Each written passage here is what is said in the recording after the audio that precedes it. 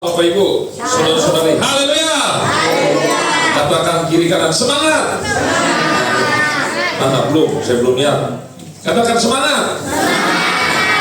Yang hari Minggu, temanya apa? Masih ingat?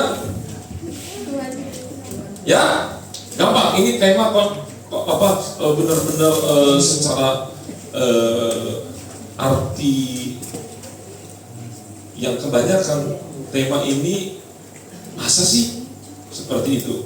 Karena tema ini judulnya apa? Tuhan tidak butuh kita, tapi kita yang butuh. Hari ini saya akan pertegas berapa sesi, nanti hari Minggu, mungkin hari Kamis lagi, karena ada banyak. Tapi kalau saya langsung kasih semua, nanti Bapak Ibu, saudara-saudari tidak mengerti. Jadi lebih baik alon-alon asal kelakon. Nah, saya review sebentar. Kita punya keyakinan kita itu tidak percaya, katakan tidak percaya. Konsep lama yaitu banyak berdoa, banyak berkat. Sedikit berdoa, sedikit berkat. Tidak berdoa, tidak ada. Kemarin saya sudah kasih tahu bahwa Allah itu sudah memberikan berkat. Namanya apa? Itu Allah menyediakan. Artinya adalah Jehovah Jireh, betul. Bahasa Inggrisnya Jireh, begitu ya.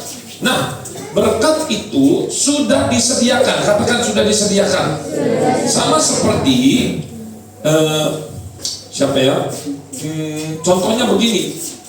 Ada satu kepala rumah tangga itu keluarganya, jangan bola balik. Jason duduk.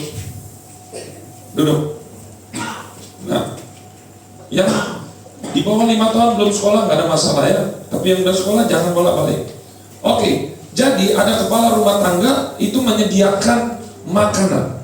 Nah, yang menjadi masalah adalah orang itu atau anak itu atau orang yang di luar mau makan atau tidak.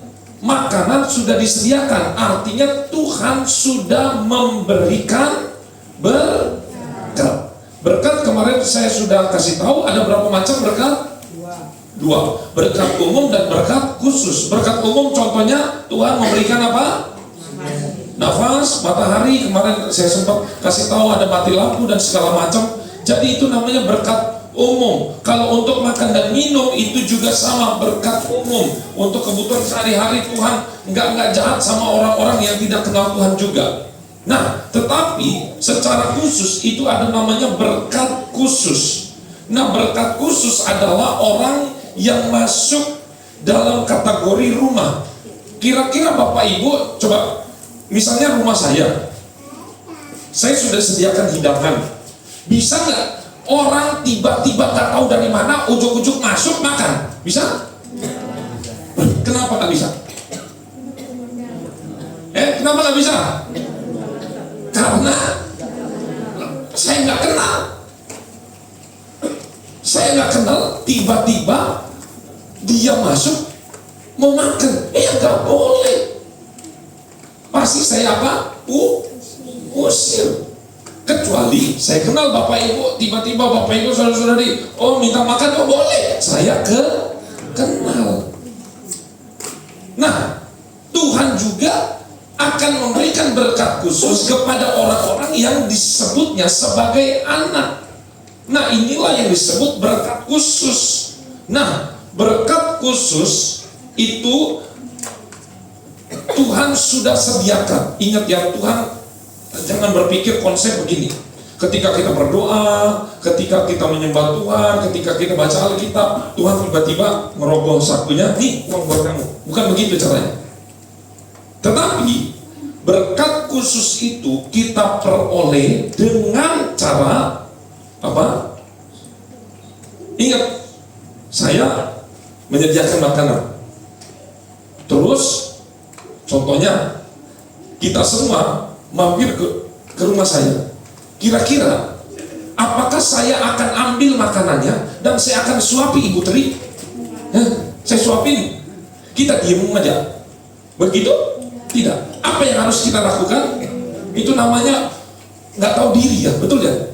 Kalau saya sudah masak, saya undang Bapak Ibu harus ngapain? Saudara-saudari, harus ambil dewe-dewe. Itulah yang kita sebut namanya Allah turut bekerja dalam segala sesuatu. Tuhan sudah sediakan, kalau kita tidak jalan, kalau kita tidak melakukan kehendak Tuhan, maka berkat itu tidak akan nyampe.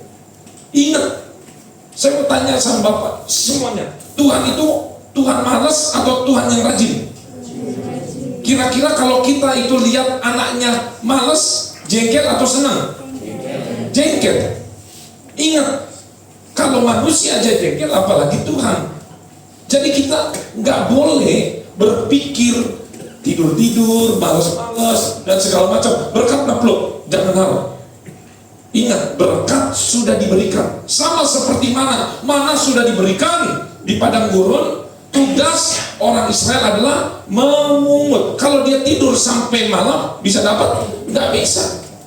Ingat ya, jangan berkata Tuhan tidak berkati saya. Kita yang tidak mau bekerja mengambil berkat itu dia. Tetapi ada masalah di sini.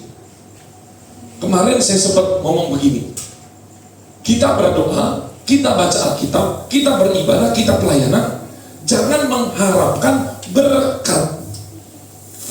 Loh, katanya kalau kita begitu melakukan kehendak firman Tuhan, itu nanti diberkati. Itu sama dengan kita mengambil, betul. Tetapi ini tingkat lanjut. Harus paham. Kalau nggak paham nanti kita gagal mengerti. Nanti kita berdoa untuk berkat, kita puasa untuk berkat. Nanti ujung-ujung berkat juga nggak datang. Kenapa? Baca firman Tuhan. Coba Yohanes 6 ayat 26. Ya.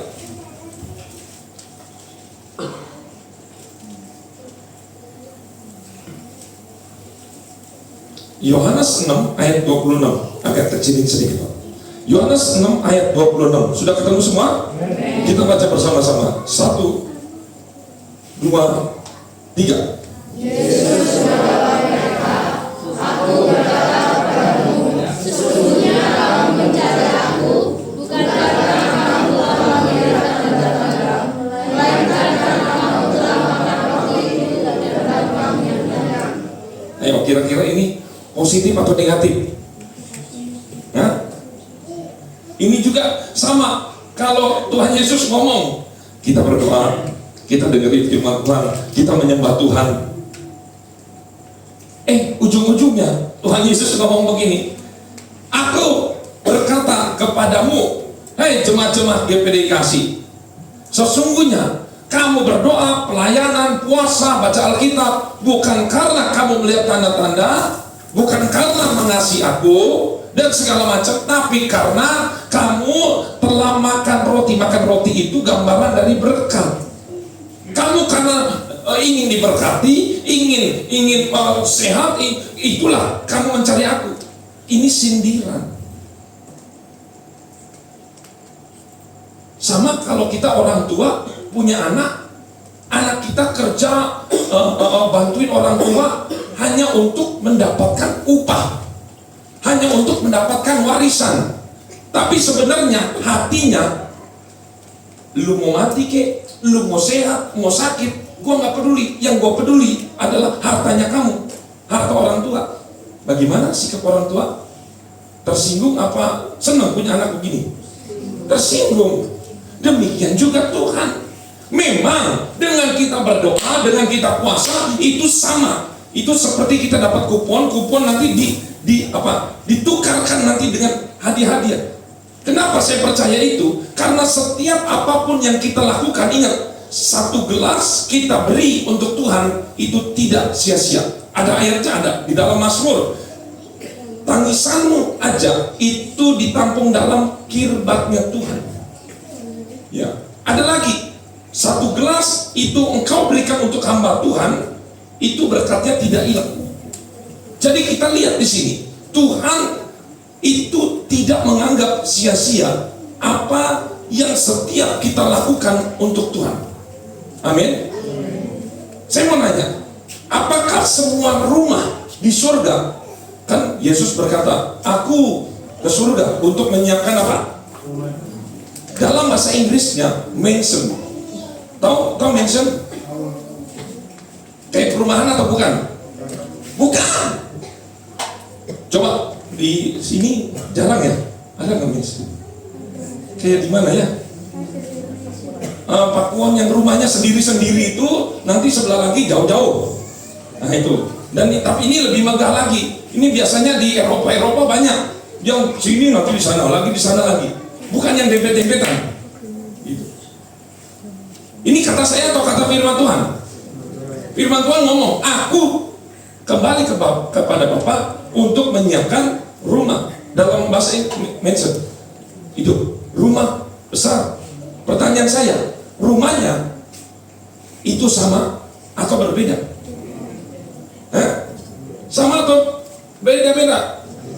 Beda. Apa yang membedakan? Ingat, percaya saja, semua orang percaya masuk surga. Semua yang di sebelah Yesus percaya. Kan ada berapa orang yang di sebelah Yesus yang mati disalib? 2. Pertanyaan saya, siapa yang percaya? Yang nggak percaya, yang percaya di sebelah mana? Yang percaya di sebelah? Nggak ada ayatnya sebelah kanan. Yang nggak percaya di sebelah? Nggak tahu juga.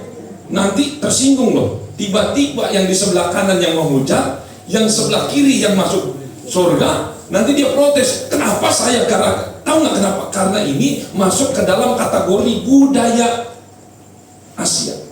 Budaya Asia, kiri itu kurang terhormat dibandingkan dengan kanan. Betul ya? Padahal di Alkitab nggak pernah di sebelah kanan yang bertobat, sebelah kiri yang menghujat Yesus. Nggak ada. Itu ya. Jadi nanti ada pertanyaan, di sebelah mana? Nggak tahu. Karena kalau kita sok tahu, kita nanti diprotes nanti ketika kita di surga. Ya, seperti itu. Tetapi kita lihat di sini. Orang yang tidak pernah ke gereja, dia nggak pernah melakukan apa-apa, tapi Yesus katakan hari ini juga kamu akan ada bersama-sama dengan aku di Firdaus. Lihat, artinya tanpa melakukan apapun, surga udah pasti jaminan. Tetapi ada yang membedakan. Itu ada banyak ayatnya nih. Ada banyak ayatnya. Ayatnya itu ada banyak sekali mengenai kerajaan surga, kita akan dapat upahnya seperti begitu. Artinya setiap orang itu mempunyai takaran masing-masing berbeda di surga. Kalau misalnya setiap orang mempunyai takaran masing-masing di surga berbeda, kalau begitu dengan cara apa yang Tuhan anggap itu adalah upah? Saya mau nanya. Ya kembali lagi, melakukan kehendak firman Tuhan. Apa yang dikatakan firman Tuhan? Suruh mencuri? Enggak. Suruh nyolong? Suruh gibah? Suruh gosip? Enggak.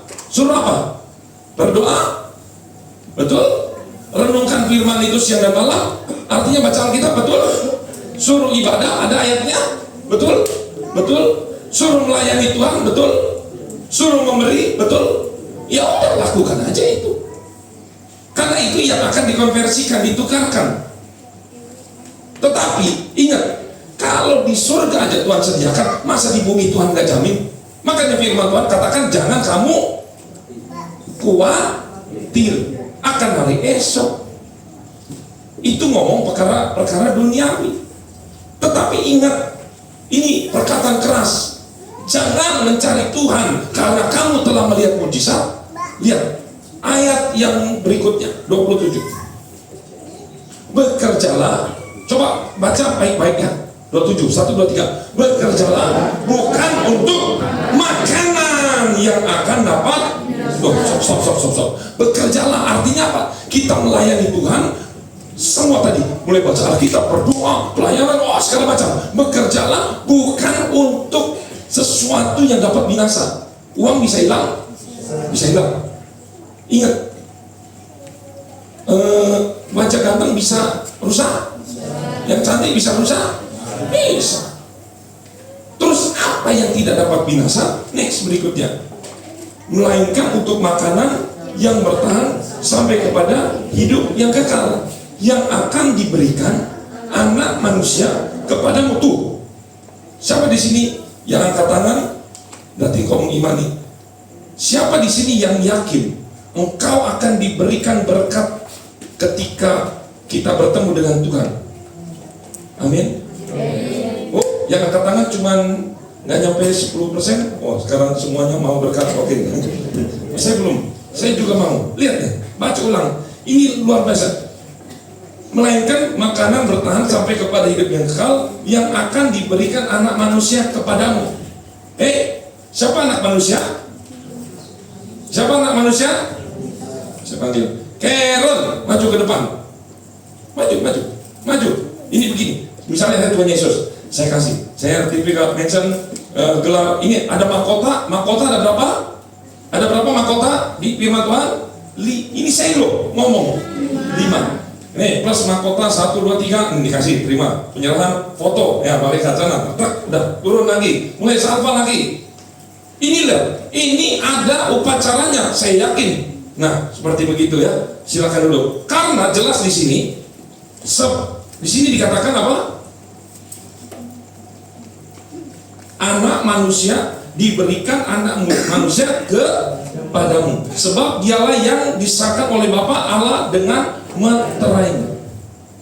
Jadi itu adalah suatu penghargaan, kelulusan, dan itu suatu seremoni. Sama seperti kalau kita itu lulus.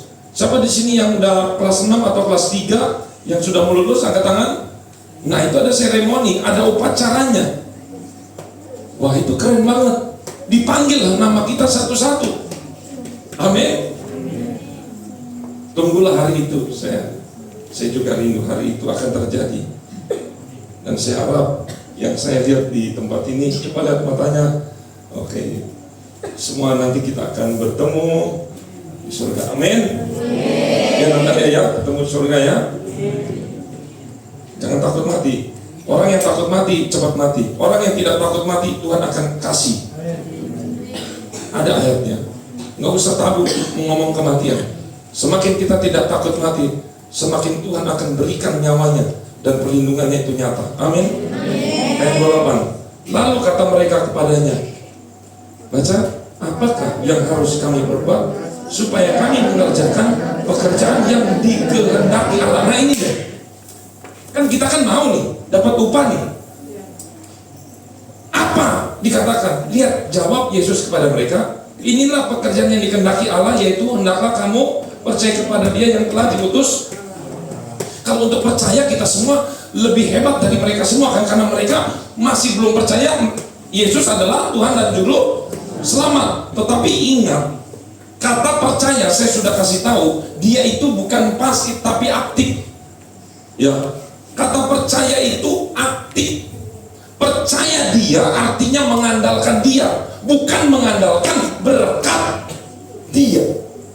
Ada berapa banyak orang Kristen hanya mengandalkan berkat Dia, berkatnya Yesus daripada Sang Pemberi berkat. Karena berkat itu kelihatan, tetapi Dia, yaitu Yesus, tidak kelihatan. Makanya fokuslah hari-hari ini kepada sesuatu yang tidak kelihatan. Karena ketika engkau mengerjakan sesuatu yang tidak kelihatan, maka itu akan dikonversikan dalam hidupmu menjadi berkat yang terlihat. Ingat, mengasihi Tuhan, mengejar hadiratnya, mengejar pribadi Tuhan, itu nomor 1. Ketika ada anak rajin, dia bantu orang tua, nggak usah dia katakan, mana warisan saya, mana upah saya, nggak usah. Bapak aja, orang tua aja yang waras ya, karena ada banyak orang tua yang nggak waras. Banyak orang tua yang waras itu tahu akan menjamin masa depan anak-anaknya. Masakan Bapak kita tidak mengasihi kita? Tidak. Amin. Hari ini nggak usah banyak-banyak saya bawa firman. Kita mau kejar hadiratnya. Setiap pribadi-pribadi, saya tahu kita semua punya keperluan, betul? Betul. Apa aja yang sakit mau sembuh, Yang kurang uang mau banyak uang, betul. Yang tidak ada pacar mau pacar, betul. Yang udah ada pacar mau nikah, betul. Yang sudah punya semuanya mau mati. Ya, sudah punya semuanya, mau apa lagi yang dikejar? Ayo. Apa yang dicari orang-orang kaya yang sudah punya semuanya? Benar. Saya rata-rata orang yang sudah punya semuanya itu incar kuburan, betul. Sudah di apa namanya? Di kapling dibeli. Investasi masa depan. Tetapi ingat, semua itu terbatas. Mau kita di got ke, mau kita dibuang ke laut ke, yang penting roh kita ada di mansion sorga. Amin. Hari ini kejar hadirat Tuhan, percaya semuanya akan ditambahkan. Matius berapa? 6 ayat. Carilah dahulu kerajaan Allah. Kerajaan Allah itu carilah Yesus, carilah pribadi Yesus. Kamu gak usah urus-urus yang lain, gak usah ngatur-ngatur Tuhan, karena Tuhan jauh lebih tahu urusan kita. Sebelum engkau bertobat dan datang hari ini, Tuhan sudah tahu. Sebelum engkau lahir, Tuhan juga sudah tahu. Jangan pusing berkat, pusingilah mencintai pribadi Tuhan. Mari kita masuk dalam doa. Masuk hadirat-Mu Tuhan.